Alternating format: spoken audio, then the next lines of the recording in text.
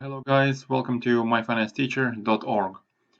In this video, as one of the viewers asked in the comments quite a few days ago actually, I'm going to look at Kirkland Lake, but before I do that, I want to show you one of the updates I posted around half an hour or 1 hour ago.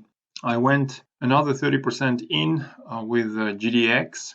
As I mentioned in my previous videos, I was up to 50% invested in my gold-related assets, mostly in GLD.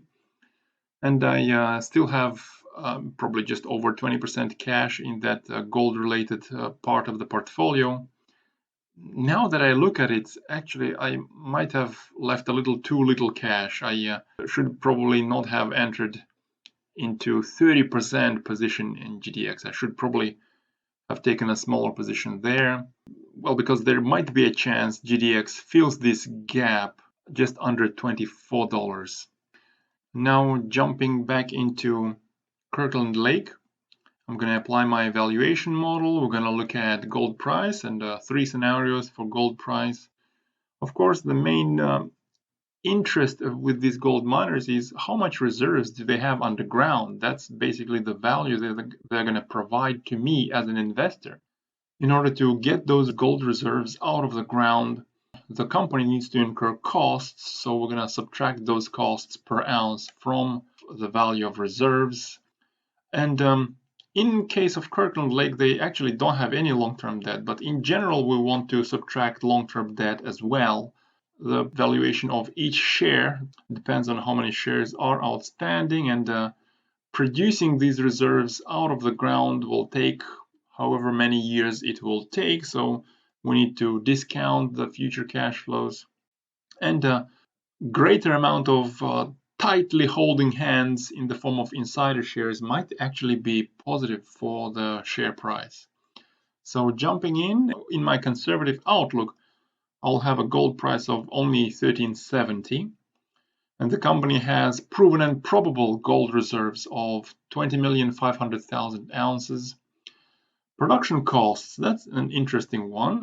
In the 2020 outlook, the company states that production costs might actually be $830 per ounce, whereas last year the production costs were quite lower at only $564.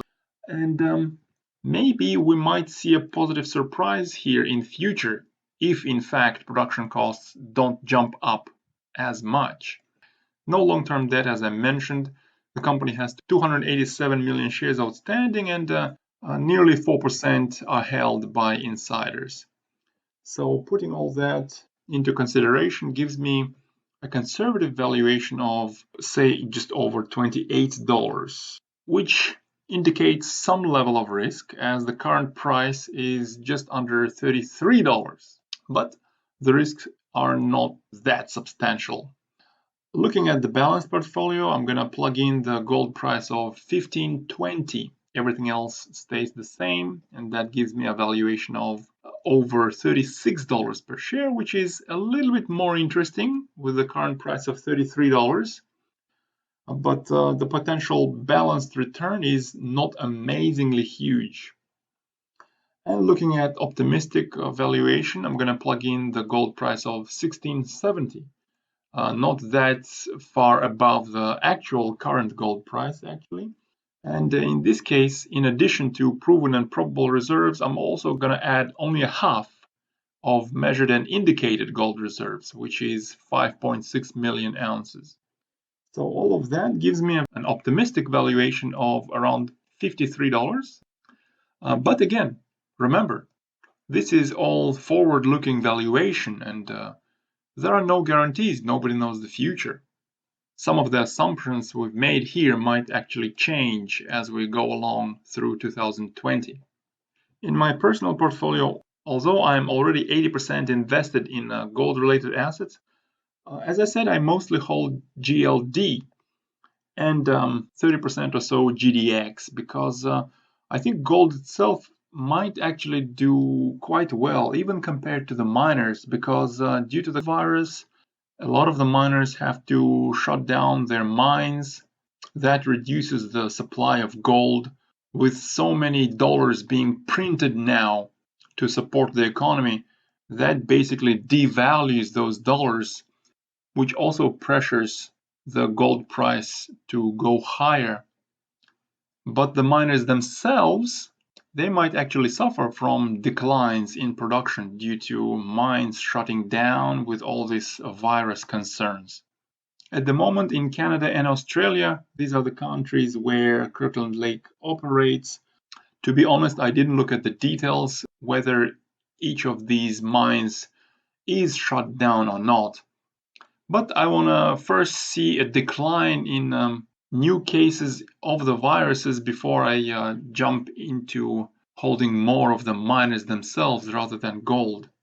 That's when a lot of the mines might actually start operating at their full speed again. So that's my view of Kirkland Lake. In the long term, it's a very interesting investment opportunity. I will come back to looking at it once we see some positive news on the virus. So with that, stay healthy, have a nice day. Remember to hit that like button. Let me know what you think of Kirkland Lake in the comments below, and good luck in your trades.